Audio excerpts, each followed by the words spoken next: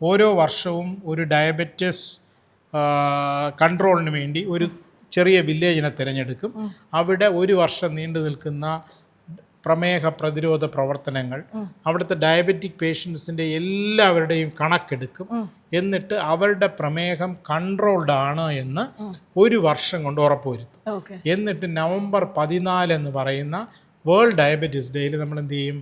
ഈ ഗ്രാമത്തിനെ പ്രമേഹ നിയന്ത്രിത ഗ്രാമമായിട്ട് പ്രഖ്യാപിക്കും. ഇത് 15 അതെ. അതെങ്ങനെയാണെന്ന് വെച്ചാൽ ഒരു ഗ്രാമത്തിനെ 5 അല്ലെങ്കിൽ 4 മേഖലകളായി തിരിക്കും. അവിടെയുള്ള ഹെൽത്ത് കെയർ വർക്കേഴ്സിനെയും പഞ്ചായത്ത് മെമ്പറിനെയും ആശാ വർക്കേഴ്സിനെയൊക്കെ കൂട്ടി അവിടെ ഓരോ കോർണർ മീറ്റിംഗ് സംഘടിപ്പിക്കും. അതിന് തൊട്ട് മുമ്പായിട്ട് ഗ്രാമം മൊത്തം ഞങ്ങളുടെ നഴ്സിംഗ് കോളേജിലെ വിദ്യാർത്ഥികളെ കൊണ്ട് സർവേ നടത്തിക്കും. എന്നിട്ട് അത് വെച്ച് ഡയബറ്റീസ് ഉള്ള പേഷ്യൻസിനെ ഒരുമിച്ച് വിളിച്ച് മീറ്റിംഗ് നടത്തി അവരുടെ ഷുഗർ സൗജന്യമായി പരിശോധിച്ച് ഓരോ ഡയബറ്റിക് പേഷ്യനെയും അവിടുത്തെ ഒരു സന്നദ്ധ സേവകൻ്റെ കയ്യിലാക്കും. ഒരു വർഷം അയാൾ ഈ രോഗിയുടെ ചികിത്സ മോണിറ്റർ ചെയ്യും.